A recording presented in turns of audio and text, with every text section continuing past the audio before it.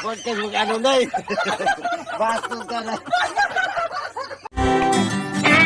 Janstot Vlog, shout out.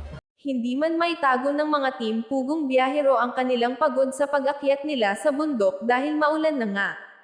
Maputik at matatarik pa ang kanilang inakyat na halos walang makitang daan at halos nga po natulog pa sila doon dahil sa sobrang lakas ng ulan ay hindi na sila nakabalik agad pero sa kabila ng kanilang pagod hindi nawawala ang tawanan portion dahil nga nagagawa pa ni Nanay Lor ng magpatawa sa mga kasama niyang sina Sir Paul at iba pang kaibigan. Bago sila umalis tinuruan ang mga katutubong gumawa ng langis ng niyog at grabe nga ang nangyaring kulitan hanggang sa pauwi na sila sa daan kaya maraming nagsasabi na mas maganda kapag kasama nila si Nanay Lorna para good vibes palagi dahil nga naman lalong nakakatanggal stress kapag kasama siya. Huwag ka mag-ano na eh.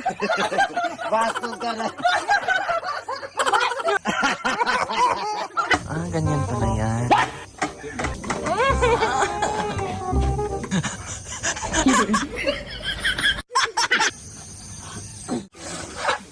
Marunong kayo magtagalog sana. Kulitan pa sila oh.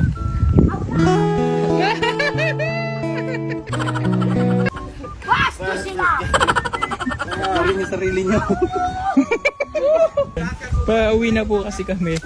Nagkukulitan si Nanay Lorna at si Peter Paul. Asa ka mo agi?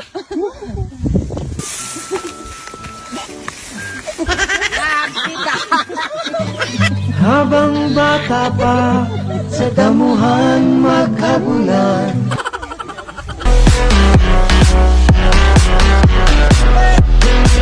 Kung kami ay pagod na, si Nanay Lorna ay parang wala lang at nakakapagpatawa pa.